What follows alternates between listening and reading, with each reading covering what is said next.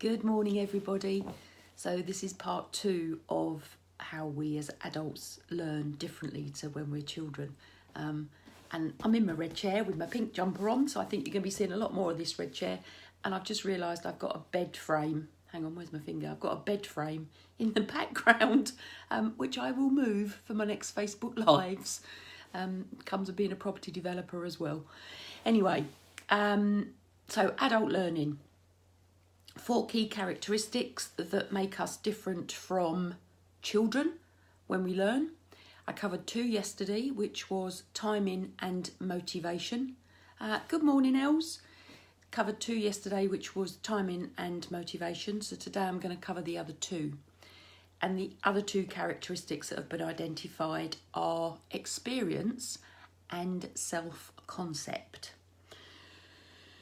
So I'm going to cover experience first. It's probably the easiest one to do. So with experience, as adults, and I'm really hoping that you're going to get this because I get it really well, is that with adults, if we can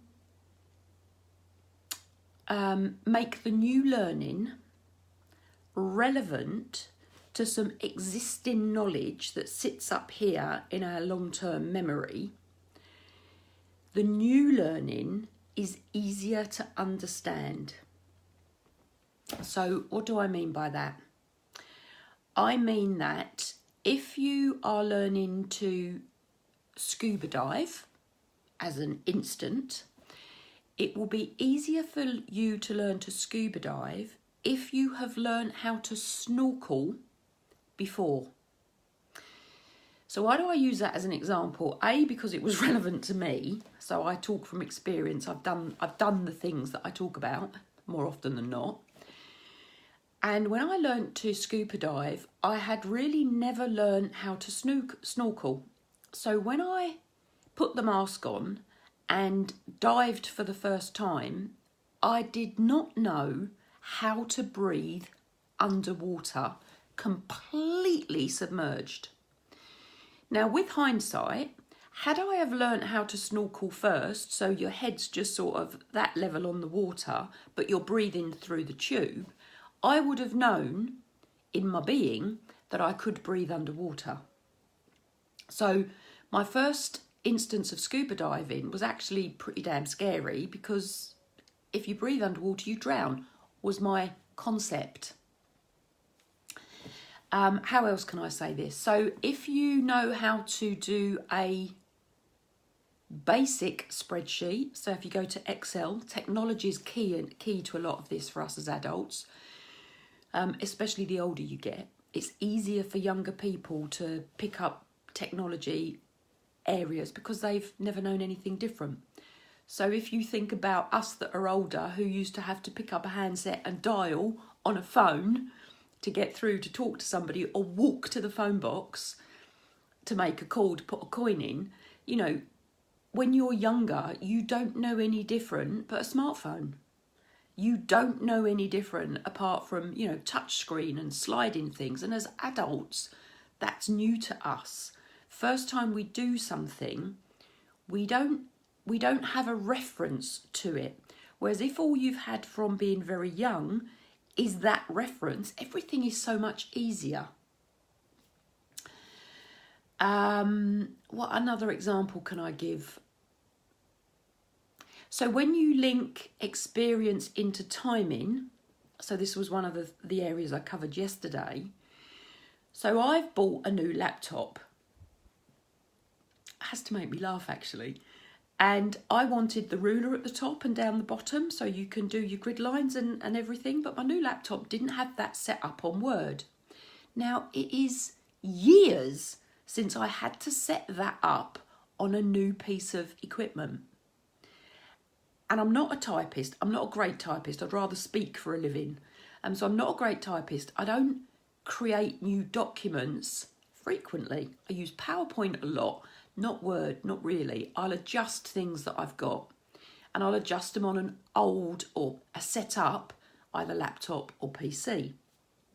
So yesterday I could not work out how to put that ruler on because I haven't done it for probably a number of years. I'd forgotten because I didn't use it regularly. So I had to phone a friend. She told me because she does it all the time. So there's a link of experience, which I haven't used for a long time, disappears from my memory, and timing, because I hadn't used it for a long time, so it disappeared from my memory. So that's just where these things start to link together, because it's not just one thing, it's how they all link together.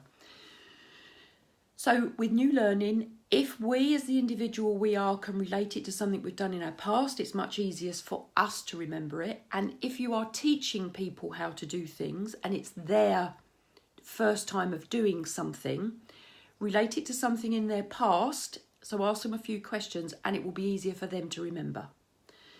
The second thing I'm going to cover today is self-concept, and this is huge.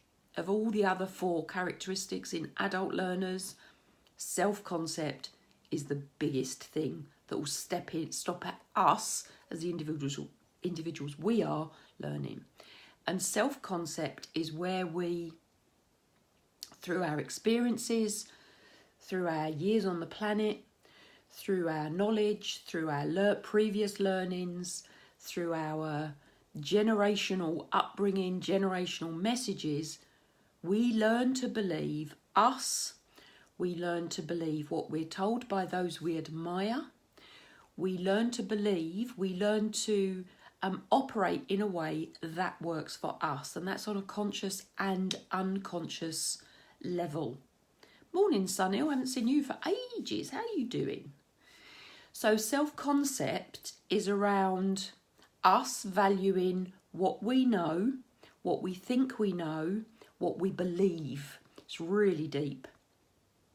So if you have lived your life believing that, silly example, bees will sting you,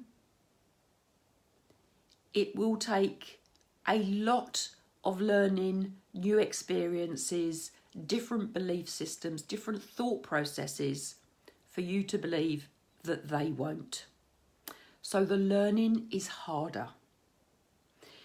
If you have learnt that other people let you down through your experiences, through your knowledge, through your training, through everything that's gone on in your past, you will find it harder to trust other people to do what they say they're going to do. Now, there's a whole nother set of information I can provide you on trust, which I will do. If you, through your self-concept, believe that younger people don't know as much as older people, you will find it difficult to believe a mentor or a coach. No, a mentor, not a coach, there's a difference. You will find it harder to believe a mentor or a trainer that is younger than you. Now, I don't find it hard to believe younger people, younger mentors, as long as they've tried a different path to me in the past and they've got proven success. So there's a whole raft of stuff that goes with all of that. But your self-concept, your self-belief, your self-esteem, your self-value will hinder your learning unless you change it. It will help your learning if you are open to learning from others, learning from people who you believe know more. Now, I'm saying that what that can also make us is gullible. So there is a risk factor in all of this with our learning, because if we believe everybody knows better than us, which again is linked to our self-value, our self-belief, our self-esteem, we'll believe people that we shouldn't. So there is something in all of this self-concept that we have to assess, we have to judge, we have to review, we have to analyse, we have to evaluate, because it will help us move forward or it will stop us move forward.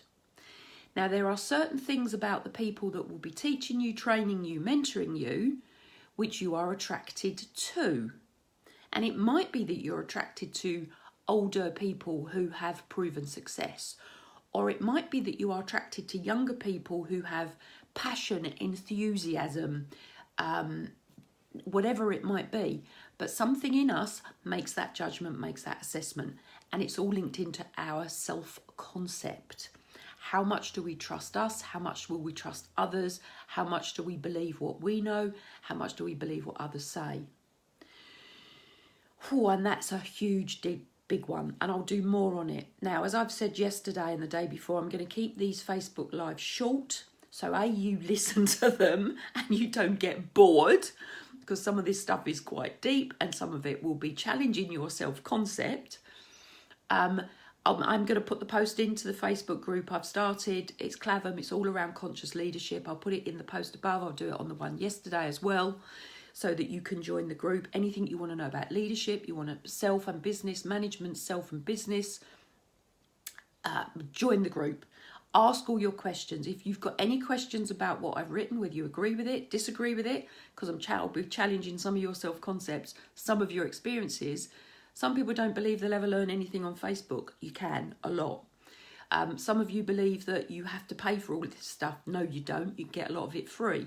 Some of you will believe that free doesn't equal value. Yes, it does. There's a whole raft of stuff goes on with all of this. Stuff being a technical word, everybody.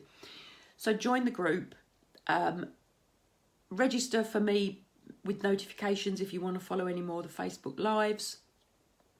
I will never be the slickest, most polished individual you'll see on a Facebook Live, but what I'll say will be true. What I say will be there to help you. What I say will be there to support you if it supports you in the moment that you need. So join the group, go out there, take action, do something that will move you towards your 2019 goal, whatever that might be. I'm certainly going to hit mine today. Oh, hi Jatinda. Good morning to you as well. Didn't know you worked at Dent. Anyway, saw that on Facebook yesterday. You can learn things, people. Go out there, take action, work towards whatever your goal is. I'm using the slight edge approach on my fitness, 5 minutes here, 5 minutes there, but that's all adding up to quite a lot of minutes in a day. Yeah, go out there, take action, make it happen. You can. We'll talk to you all very soon. Bye for now.